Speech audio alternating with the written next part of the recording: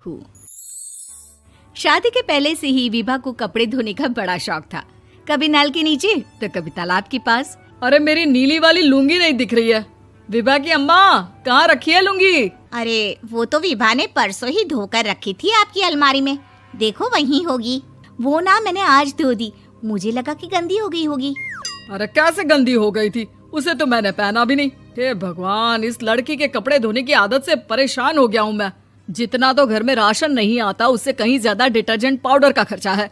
इसकी शादी करवा दो, शादी जाए अपने घर में ही करे काम, फिर चाहे घर के कपड़े धोने हो या पूरे गांव के। हाँ ठीक बोल रही हूँ, देखता हूँ मैं कोई लड़का। वो दिन भी आ जाता है जब विभा को देखने लड़के वाले आ जाते हैं। लड़की मुझे अच्छी लगी। होने वाली सास कहती है, बेटी अगर कुछ पूछना है तो पूछ लो। वैसे तो हमारी लड़की बहुत ही शर्मीली है, जो बोल दो वो मान लेती है, इसे क्या पूछना होगा। अरे कैसी बात कर रही हो माँ, मुझे इन लोगों के घर रहना है, सवाल तो कई है। हाँ हाँ बेटा, पूछ लो ना, क्या पूछना है। आप लोगों के घर कपड़े कौन धोता है? सास का मुंह बन जाता है।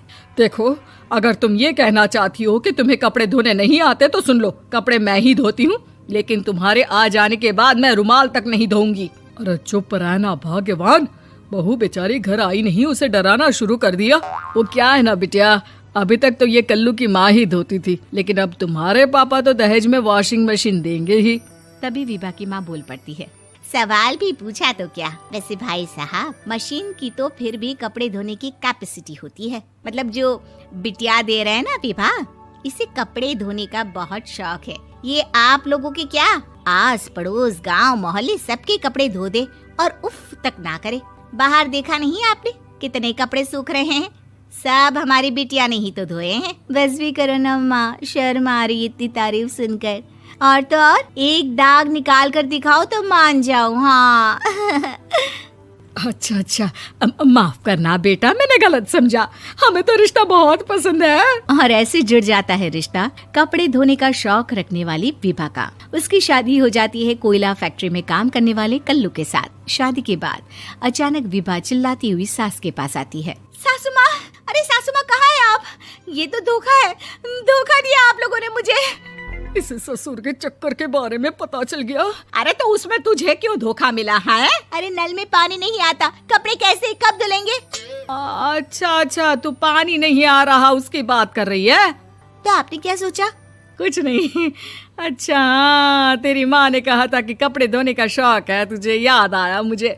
शौक बोलकर कपड़े धोने वाले मेरे जुनून को कम ना आके सासू माँ, कपड़ा धोना मेरा गुरूर है। तभी पति भी वहाँ आ जाता है। अभी मैंने इसे सनी देओल की फिल्म दिखाई है, उसी के डायलॉग मार रही है माँ। अच्छा सुन, साफ साफ बता रही हूँ, पानी सुबह 4 से 6 और शाम को 10 से 12 आता है, समझी? विभा टाइमिंग सुनकर हैरान हो जाती है। ये क्या भूतों का मोहल्ला है? सुबह 4 बजे उठकर कौन कपड़े धोता है? 4 बजे टंकी में पानी जाता है, फिर सारा दिन धोना ना, किसने मना किया? अरे कैसी बात कर रही हैं? 200 लीटर की टंकी में कितने कपड़े धो लूंगी मैं, सुबह ही उठ जाऊंगी मैं। अब क्या था, विभा सुबह 4 से लेकर रात के 12 बजे तक कपड़े ही धोती रहती। एक रोज सास पड़ोस से निकलकर कहीं जा रही होती है कि साथ वाली कहती है, हाँ कल्लू की माँ, जरा ये बताओ कि 2 साड़ी है, 2 ब्लाउज और एक पेटीकोट और एक नाड़े वाला लंबा कच्छा। हाँ तो? अरे तो क्या, कितना लोगी धुलाई ये बताओ। धोबन दिख रहे हैं हम क्या? हमारे पति सरकारी नौकरी से अभी रिटायर हुए हैं और बेटा सुपरवाइजर है कोयला फैक्ट्री में। धोबन समझ रखा है हमें? हाय रे कल्लू की अम्मा, माफ कर दो, वो तो मोहल्ले में यही सब बता रहे थे कि तुमने बहू को कपड़ा धुलवाने के काम में लगा दिया है। सास को पड़ोसन की बात सुनकर गुस्सा आ जाता है। वो घर पहुंचती है जहां घर के बाहर ही इतने सारे कपड़े सूख रहे होते हैं जितने कि किसी धोबन के घर पर। अरे ओ कल्लू की दुल्हन, बाहर निकल। माँ जी यहीं आ जाओ, बाथरूम में चादर धो रहे हैं हम। अरे अभी हम धोते हैं, तुमको बाहर निकलो। ये आस पड़ोस वाले बोल रहे हैं कि हम बहू से कपड़े धुलवा कर उसे कपड़ा धोने वाली बना दिए हैं। अरे छोड़ो ना माँ जी, किन लोगों की बातों में आती हो? आस पास के लोगों का तो काम ही होता है कि वो किसी तरह सास बहू को लड़ा दे। बहू सारे घर के कपड़े धोती है, ये क्या कम है? बोलिए। सास को भी लग जाता है कि वो बहू का ये सनकीपन नहीं छुड़वा सकती, इससे अच्छा है कि खुद ही चुप हो जाए। एक रोज सास और बहू मंदिर जाते हैं, जहाँ सास की साड़ी वहाँ खड़ी भीख मांगने वाली से मिलती है। माँ जी क्या बात है, आपकी साड़ी उस भिखारन से कितनी मिल रही है ना? हाँ हाँ देखो तो, दोनों की साड़ी मिल रही है। क्या बात है कल्लू की अम्मा, तुम खुद को तो अफसर की बीवी बताती हो और ऐसी सिंपल सी प्लेन साड़ी पहनकर घूमती हो। सिंपल और प्लेन नहीं है ये साड़ी। तो क्या सोने के धागे से फूल बने हैं? कुछ भी सासू माँ, कुछ भी। हाँ बने थे इस साड़ी में सोने के धागे से फूल।